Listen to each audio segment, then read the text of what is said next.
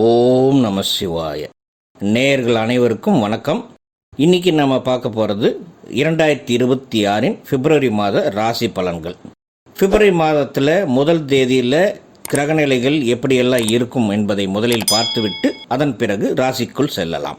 மேசம் மற்றும் ரிஷப ராசியில் எந்த கிரகமும் இந்த மாதத்தில் இருக்காது. மிதுனத்தில் குரு இருக்கும். குரு வக்ர நிலையில்தான் இருக்கும் இந்த மாதம் முழுவதும். அடுத்து கடகத்தில் சந்திரன் ஆட்சி பலமாக மாத ஆரம்பத்தில் இருக்கும். சிம்மத்தில் கேது இருக்குது. கன்னி, துலாம், விருச்சகம் மற்றும் தனுசு ராசியில் எந்த கிரகமும் கிடையாது.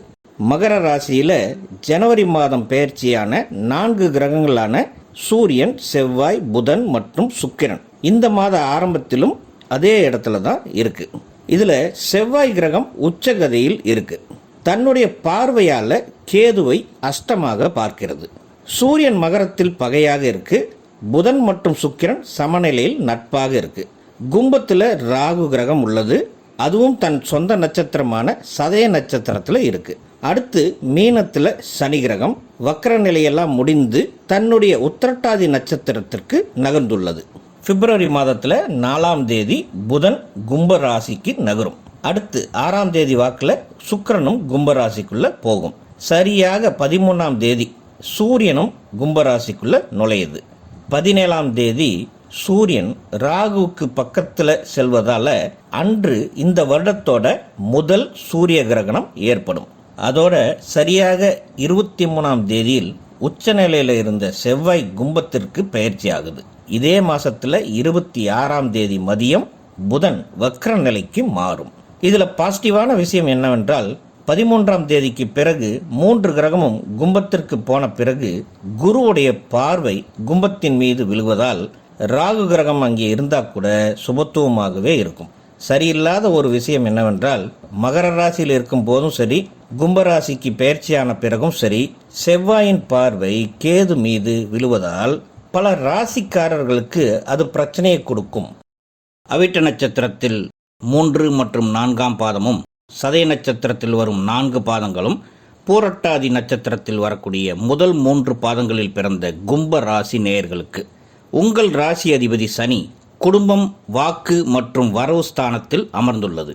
அருமையான அமைப்பாகும். அதோட 2ஆம் வீட்டுக்கு அதிபதி குரு புண்ணியஸ்தானமான 5ஆம் வீட்டில் இருந்து உங்கள் ராசியை பார்க்கிறார். இது ஒரு கவசமாக இருக்கும். உங்களுக்கு பாதசனி காலம் என்பதால் செலவுகள் கொஞ்சம் அதிகம் இருக்கத்தான் செய்யும். ஆனாலும் அது சுப செலவுகளாகவே இருக்கும். அதனால் நீங்கள் சமாளிப்பீங்க. வேலையில் இருப்பவர்களுக்கு மதிப்பும் மரியாதையும் கூடும். உங்களோட ஆலோசனையை மேலதிகாரிகள் ஏற்றுக்கொள்வார்கள். வேலை மாற்றம் அல்லது புதுசாக வேலை தேட ஆரம்பிக்கிறவங்களுக்கு இது சாதகமான நேரமாகும். தொழிலில் சீரான ஓட்டம் இருக்கும்.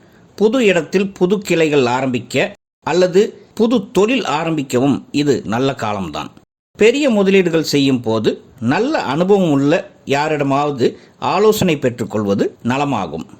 ஷேர் மார்க்கெட் போன்ற தொழிலில் கவனமாக இருக்க வேண்டும். நஷ்டமடைய கூட வாய்ப்புள்ளது. பழைய கடன்களை அடைக்கவும் இது நல்ல காலம். கும்பராசியில் பிறந்த குடும்பஸ்தர்களுக்கு குடும்பத்தில் சுப செலவுகள் மற்றும் மருத்துவ செலவுகள் கொஞ்சம் அதிகம் இருக்கும். செலவுகள் அதிகமாகுது என்று டென்ஷனை குடும்பத்தின் மீது காட்டினால் சண்டைதான் அதிகமாகும். அமைதியாக இருந்தால் வாழ்க்கை சிறப்பாக இருக்கும். திருமண பேச்சுக்கள் எடுக்கலாம்.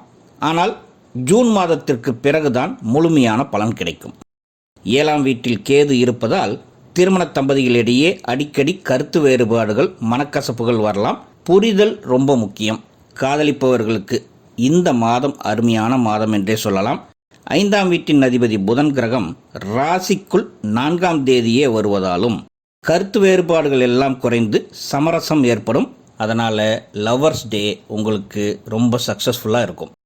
அடுத்து மாணவர்களுக்கு கல்வியில் நல்ல ஆர்வம் அதிகரிக்கும். ஆராய்ச்சித்துறை மற்றும் கலைத்துறையில் உள்ள மாணவர்களுக்கு இது பொற்காலமாகும். உயர்கல்விக்கு முயற்சிப்பவர்களுக்கு நல்ல கல்லூரியில் இடம் கிடைக்கும்.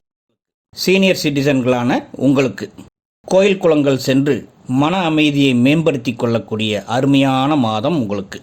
இந்த மாதத்தில் உங்களுக்கென்று எந்த ஒரு பிரச்சனையும் வருவதற்கான அமைப்பு கோச்சார கிரகத்தில் இல்லை. அடுத்து ஆரோக்கியம். ஆரோக்கியம் என்று பார்த்தால் நரம்பு மற்றும் கண் தொடர்பான தொந்தரவுகள் வரலாம். உடல் நலனில் கூடுதல் கவனம் தேவை. மன அழுத்தத்தை குறைக்க தியானம் மேற்கொள்வது நல்லதாகும். அன்பர்களே, இதுவரை நான் உங்களுக்கு சொன்னது கோச்சாரம் ரீதியாக கிரகங்களோட மூமெண்ட்ஸ் வைத்து கணிக்கப்பட்ட ராசி பலனாகும்.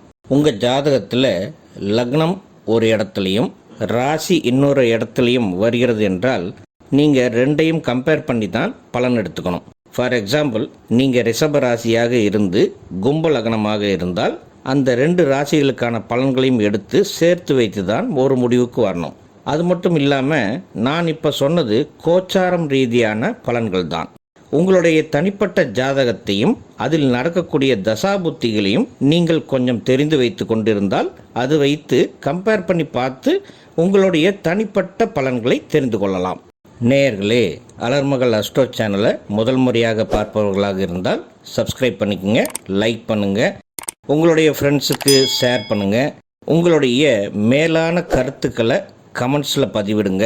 உங்கள் தனிப்பட்ட ஜாதகத்தை பார்க்க வேண்டும் எனில் கீழே தெரியும் எங்களுடைய நம்பருக்கு வாட்ஸ்அப் மூலமாக மெசேஜ் பண்ணுங்கள்.